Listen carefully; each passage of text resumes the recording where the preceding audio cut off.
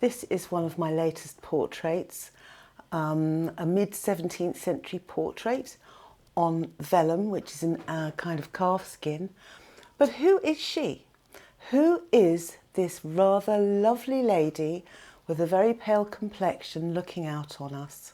And this is what I've set out to understand. Who she was, what world did she come from, who painted her and why?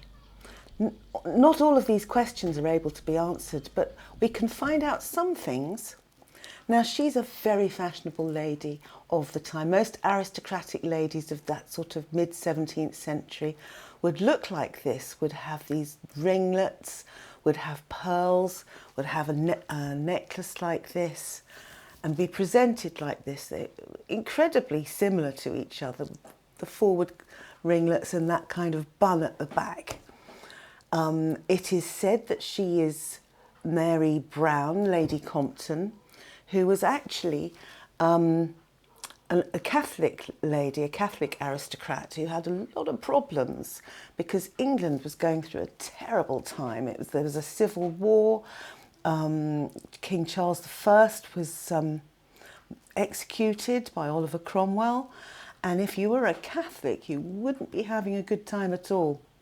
In fact, the real Mary Browne, Lady Compton, went to France with her husband in around 1645, and I think he was thrown in prison for a while.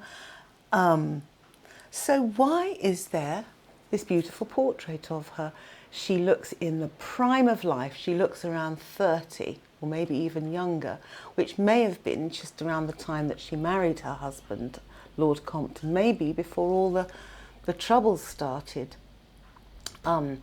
Matthew Snelling, who's attributed as the painter, as the artist, was a very fashionable young man around town. His dad was a mayor of King's Lynn in Norfolk, and it is said that he only really painted portraits of ladies to whom he was a gallant. That means, you know, ladies who he flirted with and got favours with somehow. So that adds another layer of intrigue and mystery to this rather beautiful portrait. If you look at the portraits attributed to Matthew Snelling of the time, they're very similar to this. The way that the hair is treated and the fashions and just the style of painting, the very simple background and the kind of skin tone and the way the features are painted are very much of his style. So I feel very honoured to have this portrait painted on vellum, which is an animal skin, and before portraits were being painted on ivory, which came later in the early 18th century, actually started by a woman painter, funnily enough. But here we have a remnant from the 17th century and a mystery that we just don't know the full answers to. But she's in my shop and she's looking for the right owner.